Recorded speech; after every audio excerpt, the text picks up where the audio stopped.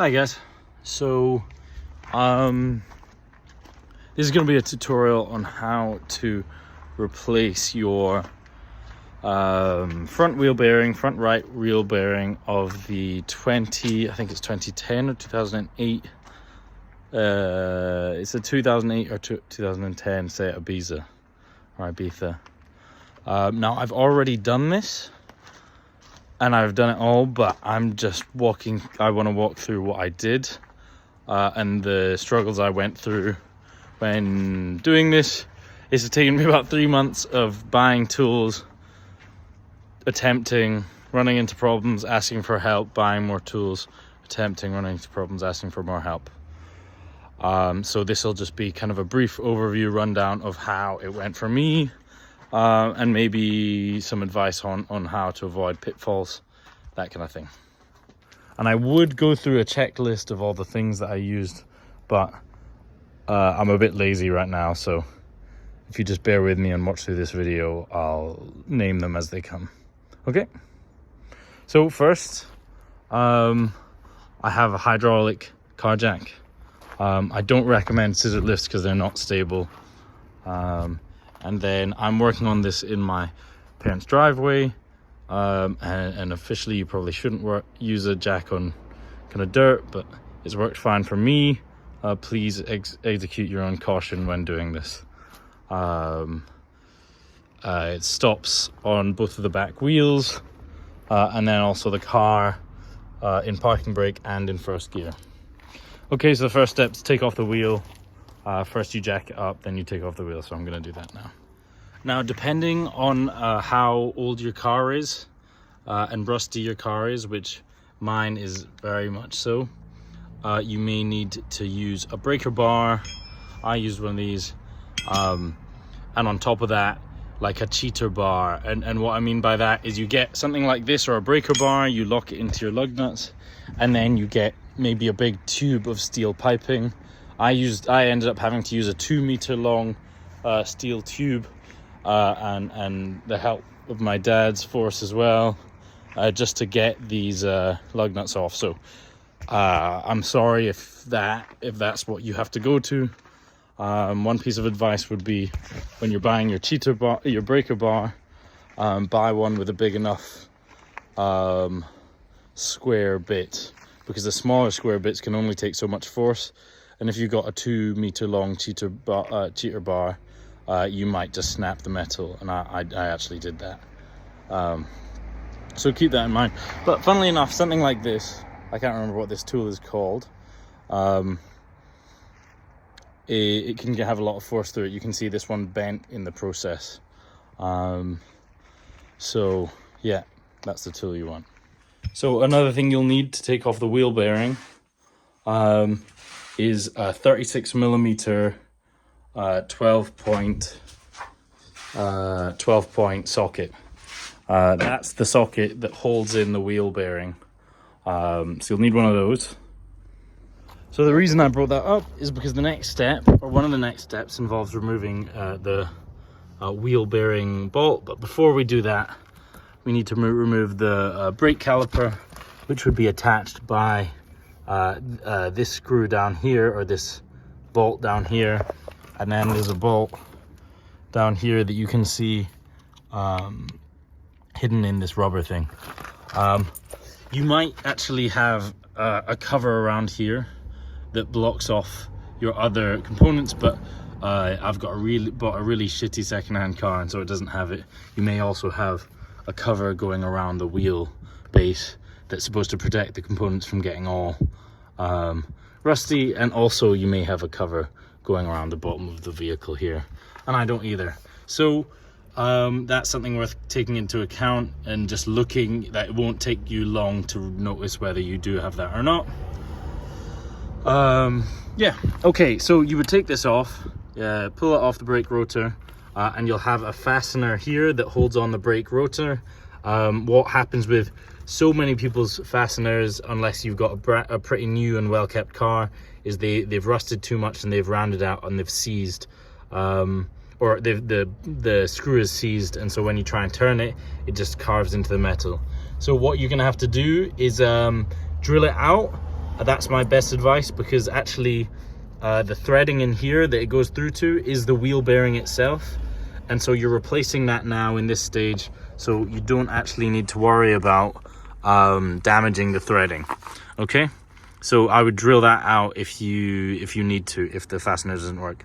It probably will be a Torx T30 bit, but honestly, if your car is old like mine, you might as well just go ahead and just drill it out, because these things always kind of break. Okay, but before you remove this fastener, what you want to do is you want to remove this wheel bearing bolt. Now, to do that, you need to use that socket that I showed you, and you'll probably need a big breaker bar, because it'll probably also be Loctite, and you may need your cheater bar also. One thing you want to do is you want to get jam in a pry bar or something metal, something strong and metal. What I did is I wedged it in here, and then I wedged whatever it was, I think it was a screwdriver, but a thick one, against the ground, and then I rotated it. So it rotates counterclockwise, it loosens counterclockwise, but you'll need to, if you don't freeze this brake rotor,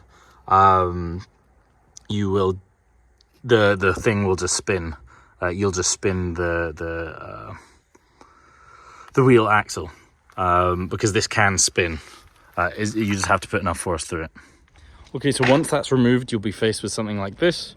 This will be on the outside, sitting on the front, behind the brake rotor. Now, this is what your bearing will look like inside. You can see mine was completely rusted to fuck, and it was seized to fuck, and there's an unbelievable amount of play in it. And I'll just show you. Essentially, that'll be sitting behind here. Now, what you now want to do is you want to consider how you want to replace the bearing. So the annoying thing about these bearings is that they're a press fit. So that means you either need to, you can't just unscrew them to remove them like the newer SEAT models, and you actually need either a specialist tool or to remove this whole assembly, to take it to the shop. But to be honest, if you've got a really rusted thing, bolts like this aren't going to come off. I managed to get everything off except this bolt. Well, I got this bolt off, but I didn't manage to separate this whole, it's not the assembly, but this whole wheel, I'm going to call it wheel hub assembly, off of the axle rod. I think that's called.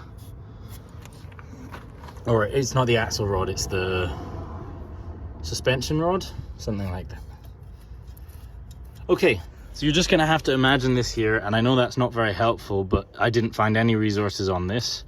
But you will have to unscrew these bolts down here. You will see, if I can show you.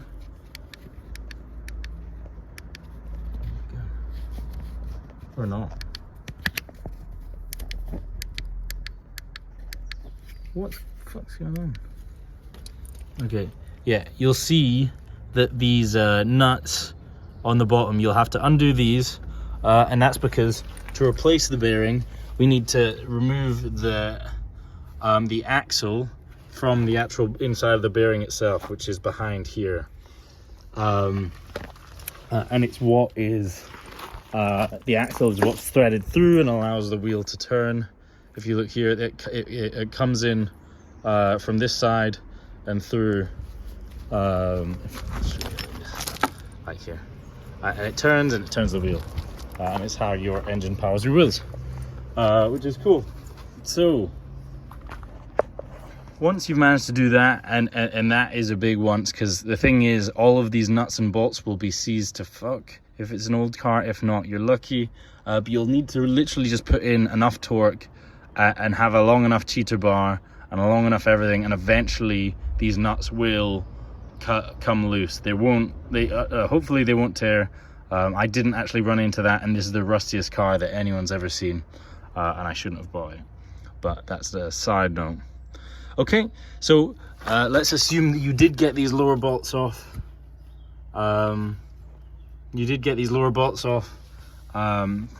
Then you can actually pull this whole assembly out and start replacing the bearing. Now, I'm gonna add a link to the video that I used that actually explained how to use a wheel bearing press, and that's the method I used, and I'll show you this wheel bearing press quickly, but it makes a lot more sense when you watch the video, and it actually explains everything I've done now, but I'm trying to give a little bit more detail as to the challenges that I ran into. So if you want just the more exact and professional explanation, go watch that video in the description.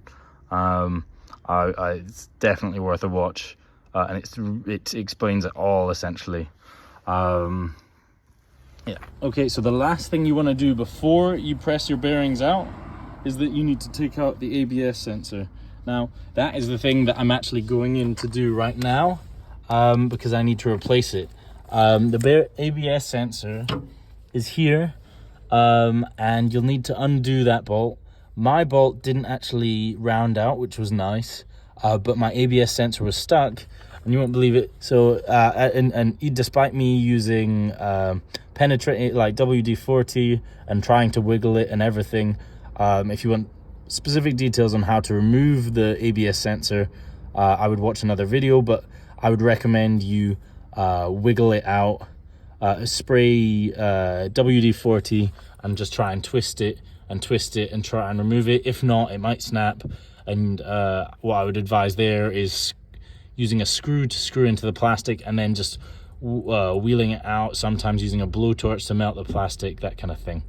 But you will get there eventually. This is one of the easier but just more kind of tedious kind of parts to it. But you do need to remove this unless you have a wheel bearing press that has a slot removed for the ABS sensor, in which case don't remove it. And that's the ideal case, because then you don't have to buy a new ABS sensor like I did. So finally, here is the Dayuan SEAT 72mm front bearing press that I bought. You can buy general versions of this, or you can take the whole assembly to a shop and get them to press the bearing out and press the bearing in. But I did it my way, and I did it using that. But once, let's say you've taken out the ABS sensor, then you've pressed the bearing out and then press the bearing back in again, then you're pretty much done. The only thing is it's a bit fiddly actually. You may have to put the ABS sensor back in if you've removed it, but then it's also a bit fiddly fitting this caliper on without a fastener, but you can do it. It's just a bit fiddly, and it can be a bit fiddly kind of screwing the wheel back on when the brake rotor is not fastened. But if you're kind of cautious about it, make sure it's even. The lug nuts will make sure the brake rotor is aligned. And when you put the wheel back on and then you start the car again and all that stuff, you need to be conscious of the fact that your brake rotor and all this stuff might be misaligned, and so you need to maybe take it for a test drive with the windows down, listen to if there's any scratching, this kind of stuff. Okay, so that's everything. I know that was like a very verbal explanation of it all. I wanted to make a video about it, but it was really, the process took so long, and I don't have the heart to go through it all again. And it took me the course of like over a month of just like buying parts and getting these different things. I wish you a lot of luck in taking this all apart, because it was a massive pain in the arse for me. I'm quickly just going to go back and double check my tool list and see if there's anything that I've remembered. If you don't have it, you'll want a set of ratchet wrench and bolts and shit and this kind of stuff. I got this from Baco for fairly cheap. I had to buy a specific set of drill bits with high-speed cobalt doped high-speed or cobalt alloys high-speed steel bits to drill out the screw. I got this whole set specifically for the Torx T30, which was a waste of time. I needed a spline socket set actually for adjusting my seat. You may need the spline bit set, for removing the whole assembly of the wheel bearing, or not of the wheel bearing, of the whole like wheel hub. And I also attempted to use it. I wanted to use a stud extractor to remove the stuck rounded off seized fastener, but you need a tap wrench for that, so keep that in mind. Also, it's always helpful, and I did use a torque wrench that goes up to 210 Newton meters for doing the final tightening of the wheel bearing and things like that. And that just helps you know where your limit is. There are specifics on what torques you should use. I was a bit willy-nilly and just said 210 Newton meters and just left it there.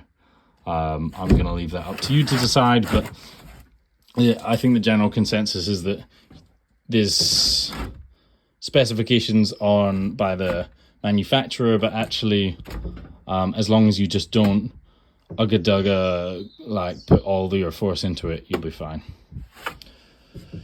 Okay, and this is the size of my breaker bar. It's I think it's over 1 meter long and it's bloody heavy. I also got a car's jack to hold up my car whilst I was working under it. I would recommend you use that as well, a jack stand, sorry, instead of just the car jack, because those aren't very stable, but it depends on the stability for your car jack. You also may need some things like adjustable wrenches, or just wrenches to kind of to use your bearing press.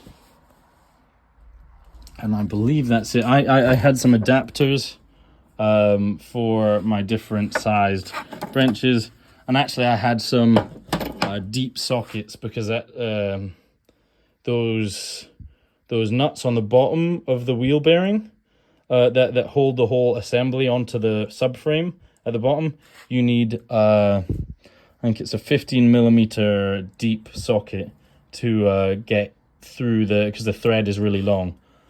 So that's just that might be helpful to know. Okay, that's everything. I hope that's helpful for you, but I'm sure it won't be for a lot of you. But if I'd seen this video, it might have probably discouraged me from starting this. But I mean, I learned a lot, and hopefully you can learn from my learnings. Yeah, thanks for watching.